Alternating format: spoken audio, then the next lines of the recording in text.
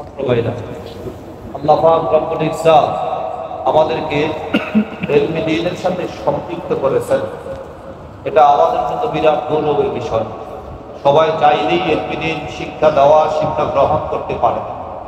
আল্লাহ হাবিব বলেছেন, খায়রুকুম মান তাআল্লামাল কুরআন ওয়া আল্লামা, যে সর্বোত্তম ওই ব্যক্তি যে ব্যক্তি কোরআন শিক্ষা গ্রহণ করে এবং অন্যকে শিক্ষা দেয়।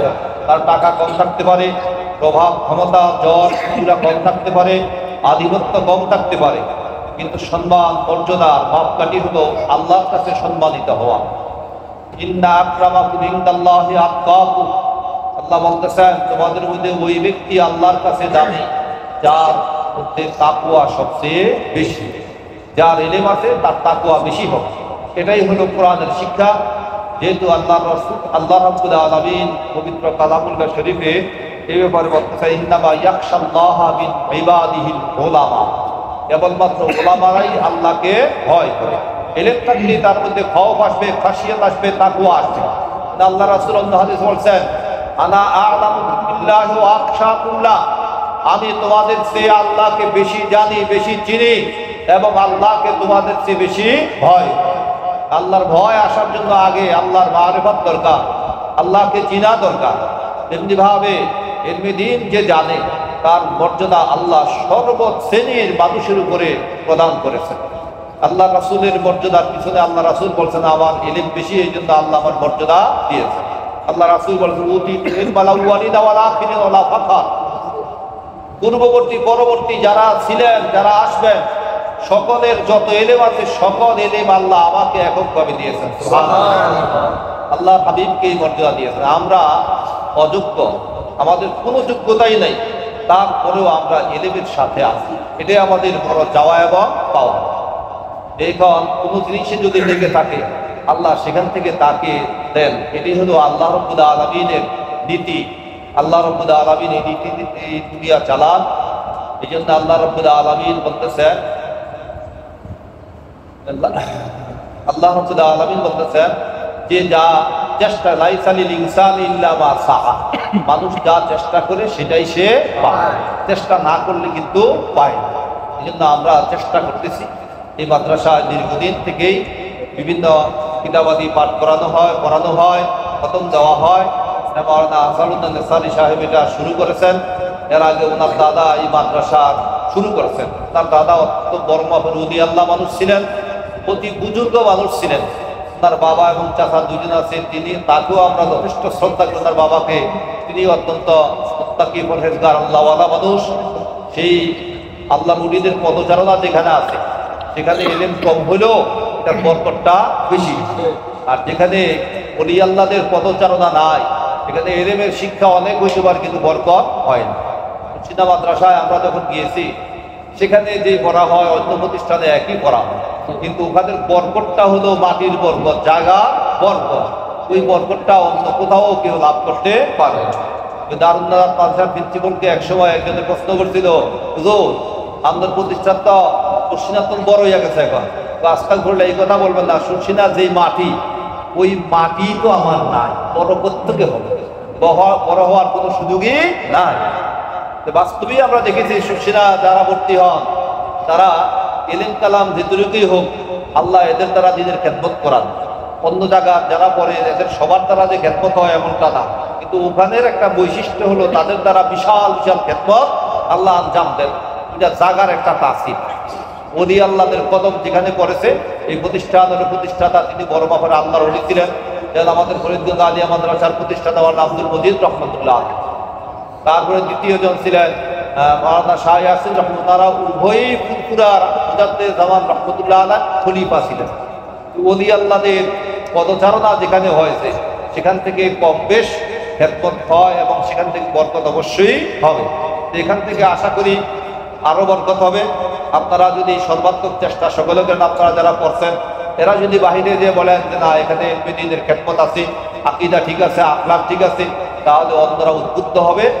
ফিতনার জমানায়ও আকীদা, আমল, আখলাক, তারপরে ইলম এবং তাকওয়া, পরহেজগারি, মারিফাত এগুলার গুরুত্ব কিন্তু কমে যায়। এগুলো এখনো আছে। কিয়ামত পর্যন্ত একটা শ্রেণী হকের উপরে প্রতিষ্ঠিত থাকবে। আমরা আশা করি যে হকের সাথে আমরা থাকবো, এই প্রতিষ্ঠানের সাথে থাকবো। আর এই প্রতিষ্ঠান থেকে আপনারা যে ইলমে দ্বীন যতটুকু অর্জন করছেন সামনে আগে নেওয়ার চেষ্টা করবেন।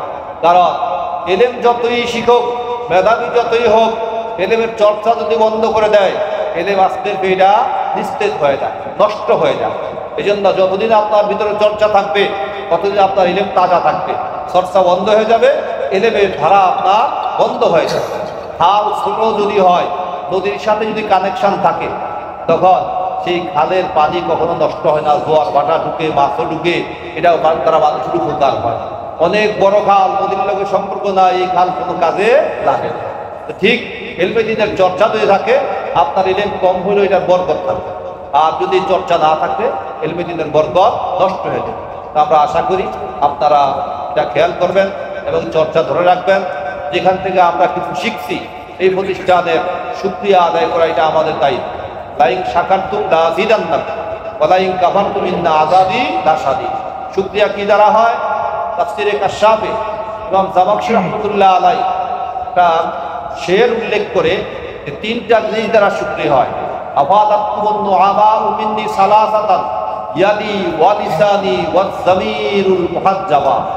যে তোমরা আমার প্রতি যে নিয়ামত দিয়েছো, অনুগ্রহ করছো, আমার থেকে তিনটা জিনিস তোমাদের শুকরিয়ার জন্য থাকবে। একটা হলো ইয়াদি, আমার এই হাত দ্বারা আপনাদের গুণকীর্তন, অর্থাৎ অঙ্গ প্রত্যঙ্গ দ্বারা আপনাদের গুণকীর্তন করবো, কাজের দ্বারা আমি এটা পরিশোধ করার চেষ্টা করব। আর দ্বিতীয় হলো ওয়ালিসান, এই জবান দিয়ে আপনাদের নিয়ামতের শুকরিয়ার কথা আমি সবসময় প্রকাশ করব। তিন নম্বর হলো জমিরুল মুহাজ্জাবা, অন্তর, যেটা দেখা যায় না, এটা আপনাদের ভালোবাসায় পূর্ণ থাকবে। সবসময় মনে আপনাদের এই শুকরিয়ার কথা আমি বলবো। তাহলে জবান দিয়ে বলতে হয় এবং কাজে সেটা প্রমাণ করতে হয়, অন্তরে ভালোবাসতে হয়। তিনটা হলো এই শুকরিয়ার পদ্ধতি। কাজে আমরা এই প্রতিষ্ঠানে যেহেতু লেখাপড়া করেছি, আমরাও অন্তর দ্বারা প্রতিষ্ঠানকে ভালোবাসবো। আমরা আমাদের কথার দ্বারা প্রতিষ্ঠানের সুনাম করবো, বদনাম নয়, এবং কাজের দ্বারা এটা প্রমাণ করবো। একজনে যদি একজন করে ছাত্র দেয়, 10 জন থাকলে 10 জন হয়ে যাবে, তাহলে প্রতিষ্ঠানের বৃদ্ধি দিন দিন বাড়বে। আল্লাহ আমাদের সবাইকে দিনের উপরে অটল থাকার এবং এই প্রতিষ্ঠানের মহব্বত যেন কিয়ামত পর্যন্ত আমাদের মনে থাকে, আল্লাহ সেই তৌফিক দান করুক। আমিন। ওয়া আখিরু দাওয়ানা আলহামদুলিল্লাহি রাব্বিল আলামিন। اللهم صل على سيدنا ونبينا وشفيعنا وحبيبنا ومولانا محمد صلى الله عليه وعلى آله وأصحابه وبارك وسلم. اللهم صل على سيدنا ونبينا وشفيعنا وحبيبنا ومولانا محمد صلى الله عليه وعلى آله وأصحابه وبارك وسلم. اللهم آمين.